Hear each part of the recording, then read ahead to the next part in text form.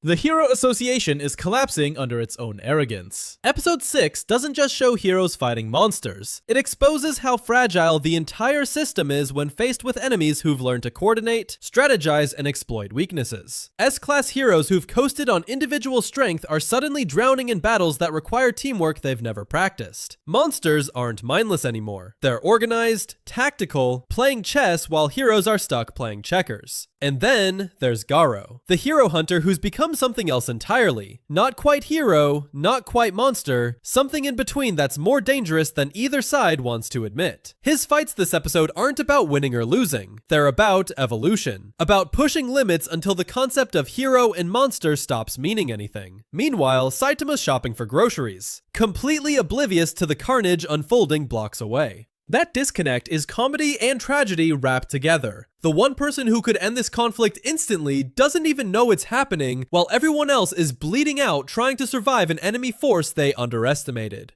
The animation for the key battles hits different this episode. After seasons of fans complaining about inconsistent quality, the studio delivered choreography that's been clipped, shared, and analyzed frame by frame across social media. Fights that feel weighty, strategic, desperate. Heroes realizing mid-battle that their rankings don't matter when the enemy adapts faster than they can. But that's just the start. Here's how it all unravels. The Monster Association arc is One Punch Man's largest, most complex conflict. Unlike random monster attacks scattered across previous seasons, this is coordinated war. The Monster Association built a fortress, recruited powerful creatures, and declared open hostility against humanity. The Hero Association responded by mobilizing S-class heroes, their strongest fighters, each capable of handling disasters solo. But the monsters learned. They studied hero tactics, identified weaknesses, and set traps specifically designed to neutralize individual strengths.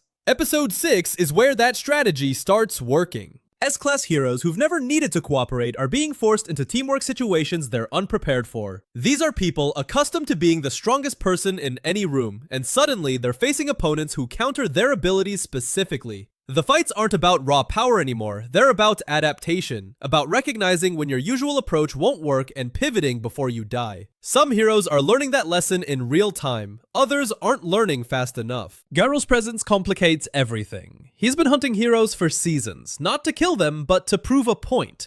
That hero rankings are arbitrary, that strength doesn't correlate with moral superiority, that the system is broken. The Monster Association sees him as potential recruit. The Hero Association sees him as enemy. But Garou isn't joining either side. He's fighting everyone, testing himself against increasingly powerful opponents, pushing his body and technique past human limits through sheer refusal to stay down. His evolution is physical and philosophical. Every fight strips away another layer of what he thought he believed, until all that's left is the raw desire to become something that transcends the hero-monster binary entirely. Saitama's absence from the main conflict is classic series irony. He's the strongest being in existence, capable of ending this entire war with a handful of punches. But he doesn't know where the Monster Association base is, doesn't know heroes are dying. He's just living his normal life, dealing with mundane problems like expired coupons and crowded supermarkets. The disconnect between his casual existence and the life or death struggles happening elsewhere creates tension that's both hilarious and agonizing. Fans know he'll eventually show up and trivialize the entire conflict. But the question is how much damage happens before he does.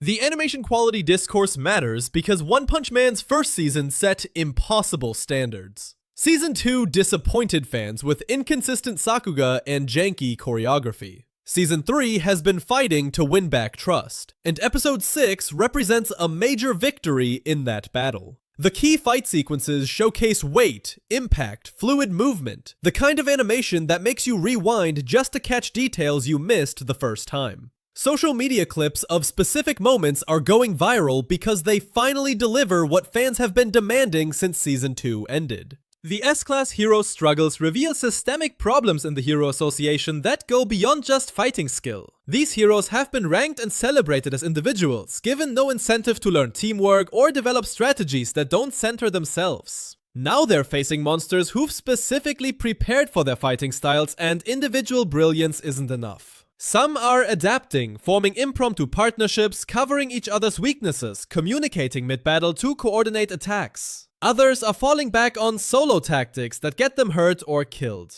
That divide isn't about strength, it's about ego, about whether you can admit you need help before it's too late.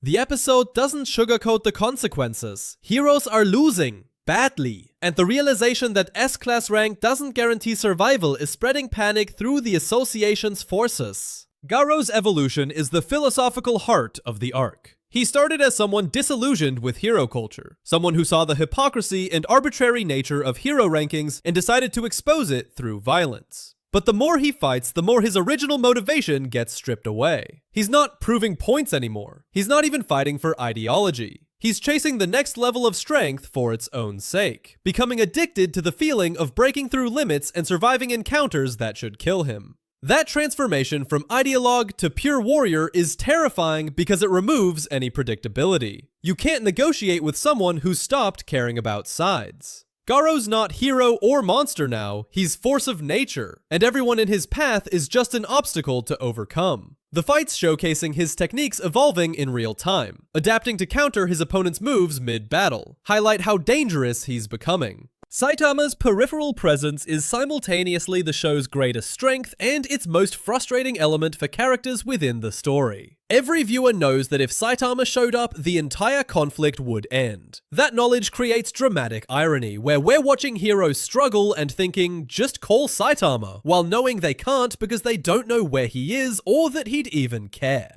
His comedic moments shopping or dealing with minor inconveniences provide total relief from the brutal battles, but they also emphasize how disconnected he is from the hero world, despite technically being part of it. The longer he stays absent, the more fans anticipate his eventual intervention, not as a hero saving the day, but as an overwhelming force that makes every struggle leading up to his arrival feel almost pointless. That's the series' central tension. Saitama's existence trivializes every conflict, but his absence allows those conflicts to have stakes. The animation quality delivering in episode 6 isn't just aesthetic victory, it's narrative one. Action manga translated to anime lives or dies on whether fights feel impactful. Stiff animation or poor choreography breaks immersion, makes viewers disconnect from stakes no matter how well written they are. Episode 6's standout sequences prove the studio understands what made Season 1 special. Weight, creativity, clarity. Fights where you can follow the strategy, where impact is visceral, where the choreography showcases character personality through movement. Social media going crazy over specific clips means those moments transcended the episode. They became shareable content that drives new viewers to check out the series. That's huge for a season that's been fighting uphill against Season 2's negative reputation. The theory about Garou's potential alliance is fascinating, because it would shatter the hero-villain binary the series has been deconstructing since episode 1. Garou doesn't fit either category cleanly anymore. If he ends up fighting alongside heroes against monsters, not because he's reformed, but because monsters become the greater threat, it would force every character to question what side even means. Can you ally with someone who's tried to kill you if the alternative is worse? Does working together make Garou less villainous, or does it just prove that hero and monster are labels that matter less than actions in the moment? If Saitama's eventual intervention really does come at the climax when heroes are at their breaking point, when Garou's evolution reaches its peak, when monsters believe victory is assured, the impact will be catastrophic. Not for Saitama, but for everyone who spent episodes fighting desperately while he was buying radishes, and the psychological fallout of realizing all their struggle was unnecessary because one bored guy in a yellow suit could have ended it before it began.